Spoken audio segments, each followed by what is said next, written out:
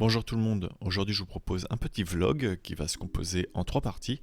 Dans un premier temps, je vais vous faire un débrief de mon apparition dans l'onglet Tendance de YouTube, une analyse des chiffres et vidéos pour comprendre comment j'ai pu apparaître comme créateur à découvrir dans cet onglet. Je vais également vous parler des impacts au niveau du nombre de vues, du nombre d'abonnés et de la rémunération. Ensuite on parlera de Cyprien, Monsieur Dream, qui porte bien son nom. Puis je vous parlerai de l'avenir de la chaîne avec plein d'exclus sur les vidéos à venir et les différents formats que je vais vous proposer. Alors on commence tout de suite avec l'onglet Tendance. C'est quoi cette histoire d'onglet Tendance? Il est là et il propose du contenu pour tous, sans préférence de goût. YouTube va alors proposer un créateur à découvrir pendant 24 heures et j'ai eu la chance d'apparaître ici à la vue de tous les Français parce que c'est par localisation et en France il y en a 3 qui sont proposés par semaine. Alors vous allez vous poser la question: comment sont choisis les créateurs? Et c'est là que je vais essayer de vous répondre en faisant une petite analyse que j'ai pu lire sur YouTube, d'ailleurs je vous le mets en description.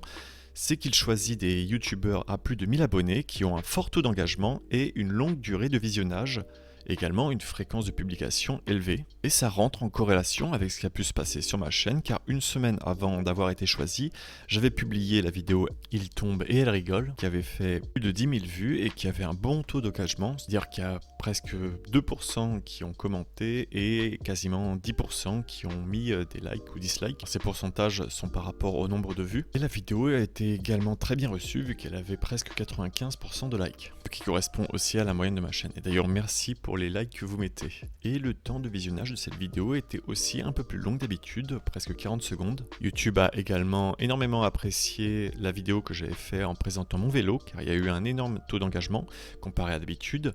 C'était parce qu'il y avait un concours à l'intérieur pour gagner des bandes réfléchissantes. D'ailleurs, je vais organiser d'autres concours, mais j'en parlerai plus tard dans la vidéo. Et durant cette période, ma chaîne était plus active, avait plus de vues et de taux d'engagement. C'est donc certainement pour ça que YouTube a décidé de choisir ma chaîne. Alors ensuite, YouTube choisit lui-même les vidéos qu'il va mettre en avant sous le créateur. Normalement, c'est les dernières vidéos qui sortent, mais là, la vidéo que j'avais publiée, c'est de ma faute, n'avait pas été dedans. Alors, soit YouTube a jugé que mettre un accident en avant, c'était peut-être pas une bonne idée, soit c'est juste un concours de circonstances, mais je trouve que toutes les dernières vidéos à ce moment-là avaient du contenu très positif, c'est-à-dire qu'il n'y avait pas de rodrage, qu'il n'y avait pas d'accident et qu'il n'y avait pas de mauvaises choses. Au contraire, il y avait une vidéo qui expliquait comment régler des problématiques entre les différents usagers. Alors, chose à savoir, c'est que les vidéos qui sont choisies, les 6 vidéos, ne peuvent pas être modifiées parce que j'ai essayé de tricher en supprimant par exemple l'analyse de la ligne 4 du Vélopolitain parce que c'est un type de vidéo qui ne va pas plaire à tout le monde. Et on le voit d'ailleurs, elle a récolté plus de dislikes pendant cette période que les autres vidéos du Vélopolitain. C'est normal, c'est parce qu'elle a été montrée à un public plus varié. Et ça crée aussi un autre problème qui est plus pervers, c'est que les vidéos sont donc moins regardées dans la durée, et donc par la suite YouTube va moins recommander mes vidéos, et je vais avoir une petite période de plat juste après. Surtout que je n'ai pas publié de vidéo pendant plus de 4 jours, et c'est vrai que YouTube aime bien avoir une vidéo tous les 4 jours, mais à un moment il faut que je travaille. Donc parlons maintenant de l'impact. Au niveau du nombre d'abonnés, j'avais à peu près une trentaine d'abonnés par jour avant la mise en lumière dans cet onglet Tendance. Et donc après les 24 heures, j'ai pu voir plus 200 abonnés, donc 200 abonnés en une journée, et le nombre de vues correspond à peu près au nombre de vues que j'aurais fait en publiant une nouvelle vidéo. Sauf que là, à ce moment-là, je n'avais pas publié de nouvelles vidéos, ce qui correspond à peu près à 18 000 vues. Alors pour ce qui est rémunération, il s'est passé quelque chose de très étrange. Habituellement, je gagne environ 1 euro toutes les 1000 vues, et pour ce jour-là, c'est passé à 2,5 euros pour 1000 vues. Voilà. C'est la grosse différence. Je sais pas pourquoi ce chiffre est apparu. Peut-être qu'il y a plus de personnes qui ont regardé sans bloqueur de pub, c'est aussi possible. Et c'est la seule explication qui me viendrait. D'ailleurs, si vous regardez avec un bloqueur de pub ou non, n'hésitez pas à le dire en commentaire, ça serait intéressant de voir des stats là-dessus. Alors je ne ferai pas de jugement, il n'y a aucun problème. On arrive maintenant à l'impact collatéral de Cyprien qui a un double effet qui se coule. Il a d'abord recommandé Altisplay dans son live 301 vues le 9 novembre, que vous pourrez retrouver en description. Oui. Et toi, t'as un truc, toi? Ouais.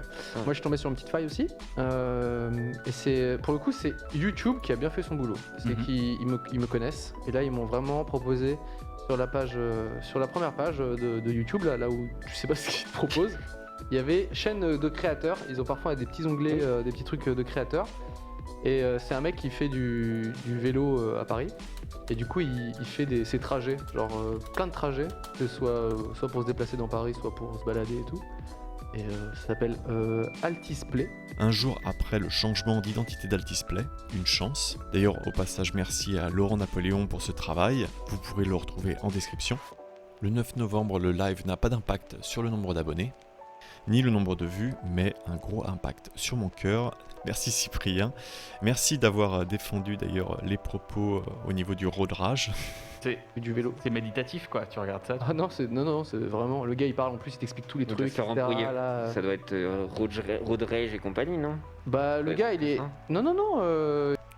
C'est très sympa parce que c'est vrai que c'est pas ce que je souhaite montrer. En tout cas, j'ai changé de braquet. C'est important de montrer les bonnes choses et de trouver un moyen de communication entre les différents usagers. C'est ce que j'essaie de prôner sur cette chaîne au maximum. Et le second effet qui est cool arrive donc le 17 novembre quand le best-of du live est publié sur la chaîne secondaire de Cyprien. Et là, le taux de conversion est plutôt monstrueux car sur 328 000 vues à ce jour, il y a presque 10 000 personnes qui ont vu mes vidéos et 600 qui se sont abonnés. Donc bienvenue à vous qui venez de 301 vues et rejoignez la chaîne. Et merci aussi aux anciens qui sont là depuis le début. J'ai eu beaucoup de messages qui m'ont fait rire, qui disaient « Moi j'étais là avant Cyprien ». C'est donc le moment de faire la transition sur ce que va vous proposer la chaîne et ce qui arrive. Dans un premier temps, dimanche prochain, je vous proposerai donc une analyse du Vélopolitain. Faut pas s'étonner, c'est une analyse d'infrastructure du réseau cyclable autour de Paris.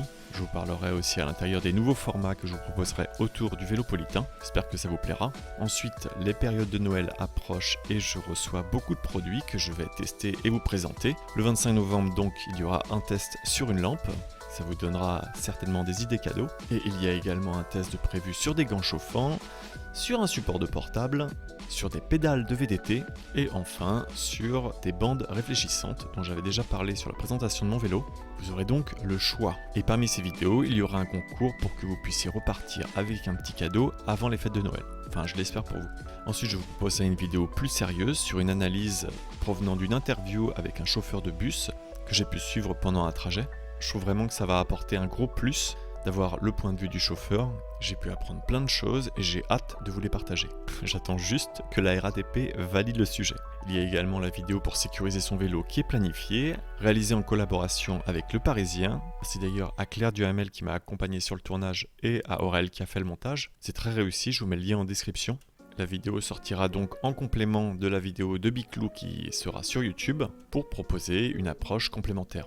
Voilà, ça fait beaucoup de pain sur la planche. Merci d'ailleurs aux tipeurs qui me soutiennent. Ça me permet de prendre plus de temps pour la réalisation des vidéos YouTube. Parce qu'il ne faut pas oublier que YouTube, ce n'est pas encore mon métier. Et donc j'ai encore besoin de temps pour mes activités professionnelles. Sur ce petit vlog est terminé. Je vous dis à bientôt pour de nouvelles vidéos et bonne route.